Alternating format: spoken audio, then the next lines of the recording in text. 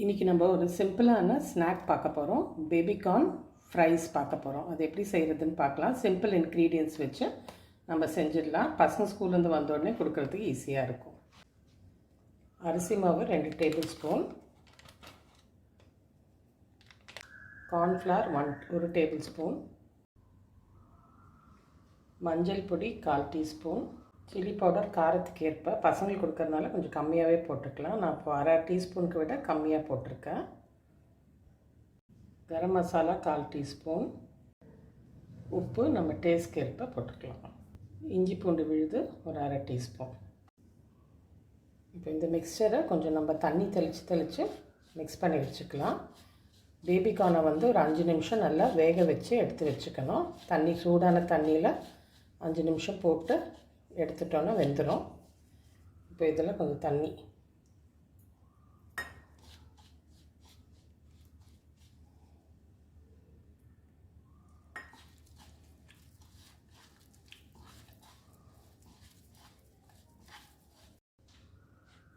இப்போ இந்த மாதிரி கரைச்சி வச்சுக்கலாம்.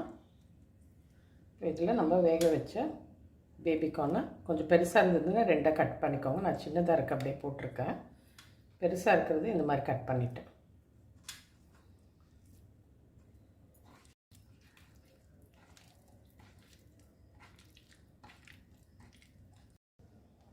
இப்போ எல்லாம் நல்லா கோட்டை அடித்து இப்போ இதை நல்லா பொரித்து எடுத்துடலாம்.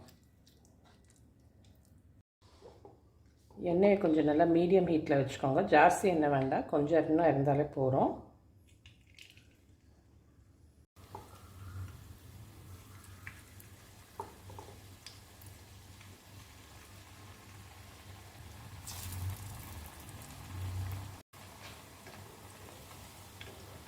ஒரு நிமிஷம் கழித்து நம்ம இன்னொரு சைட் திருப்பி போட்டுக்கலாம்.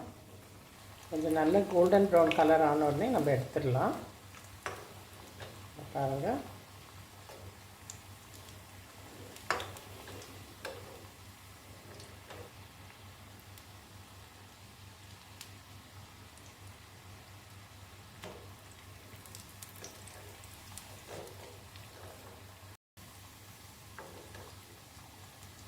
இந்த மாதிரி டிஷ்யூ பேப்பரில் எடுத்துட்டோன்னா இருக்கிற ஆயில் எல்லாம் வந்துடும்.